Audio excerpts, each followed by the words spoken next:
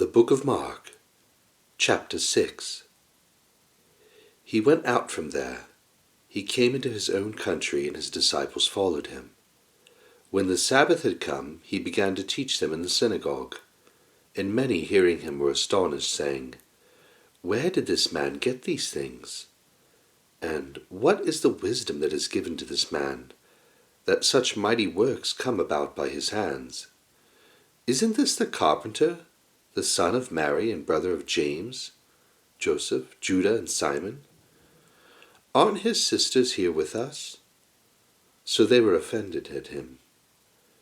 Jesus said to them, "A prophet is not without honor, except in his own country, and among his own relatives, and his own house."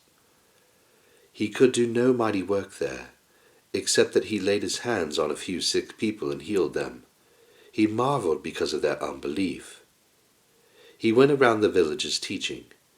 He called to himself the 12 and began to send them out 2 by 2, and he gave them authority over the unclean spirits. He commanded them that they should take nothing for their journey except a staff only, no bread, no wallet, no money in their purse, but to wear sandals and not put on 2 tunics. He said to them, "Wherever you enter into a house, stay there until you depart from there. Whoever will not receive you nor hear you as you depart from there, shake off the dust that is under your feet for a testimony against them. Assuredly, I tell you, it will be more tolerable for Sodom and Gomorrah in the day of judgment than for that city." They went out and preached that the people should repent. They cast out many demons and anointed many with oil who were sick and healed them. King Herod heard this, for his name had become known, and said, "John the Baptizer has risen from the dead, and therefore these powers are at work in him." But others said, "He is Elijah." Others said, "He is a prophet, or like one of the prophets." But Herod, when he heard this, said, "This is John whom I beheaded. He has risen from the dead."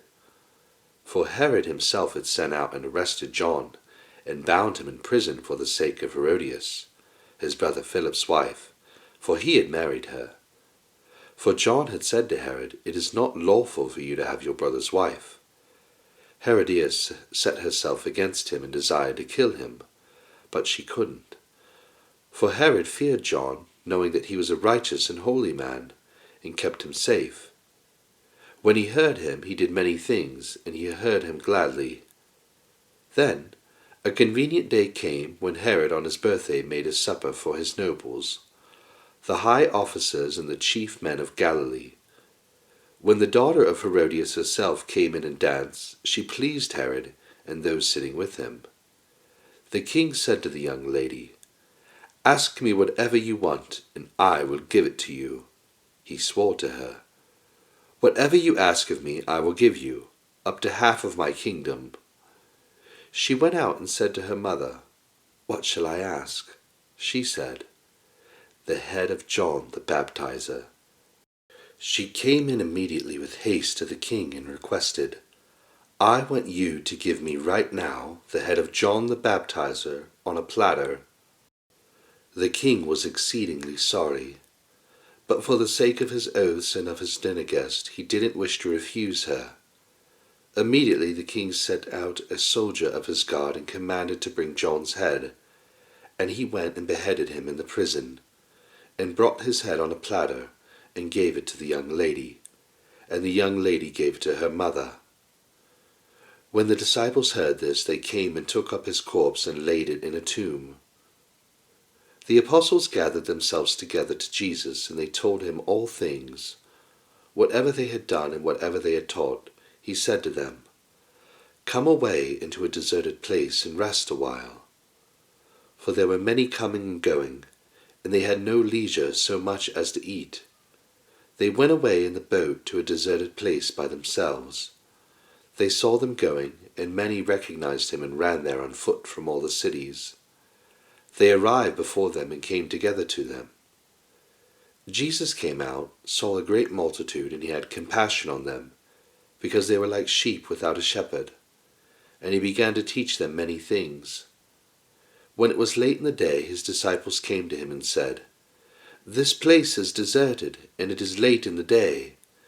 Send them away, that they may go into the surrounding country and villages, and buy themselves bread, for they have nothing to eat." But he answered them, "You give them something to eat." They asked him, "Shall we go and buy 200 denarii worth of bread, and give them something to eat?" He said to them, "How many loaves do you have? Go see." When they knew, they said, 5 and 2 fish. He commanded them that everyone should sit down in groups on the green grass. They sat down in the ranks by hundreds and by 50s. He took the 5 loaves and the 2 fish, and looking up to heaven, he blessed and broke the loaves. And he gave to his disciples to set before them, and he divided the 2 fish among them all. They all ate and were filled. They took up 12 baskets full of broken pieces, and also of the fish. Those who ate the loaves were 5,000 men. Immediately he made his disciples get into the boat and go ahead to the other side, to Bethsaida, while he himself sent the multitude away. After he had taken leave of them, he went up to the mountain to pray. When evening had come, the boat was in the middle of the sea, and he was alone on the land. Seeing them distressed and rowing, for the wind was contrary to them, about the 4th watch of the night he came to them, walking on the sea, and he would have passed by them. But they, when they saw him walking on the sea, supposed that it was a ghost, and cried out. For they all saw him and were troubled. But he immediately spoke with them and said to them, "Cheer up, it is I. Don't be afraid." He got into the boat with them, and the wind ceased. And they were very amazed among themselves and marveled, for they hadn't understood about the loaves, but their hearts were hardened. When they had crossed over, they came to the land of Gennesaret, and moored to the shore. When they had come out of the boat, immediately the people recognized him, and ran around that whole region, and began to bring those who were sick on their mats to where they heard he was. Wherever he entered into the villages, or into the cities, or into the country, they laid the sick in the marketplaces, and begged him that they might just touch the fringe of his garment, and as many as touched him were made well.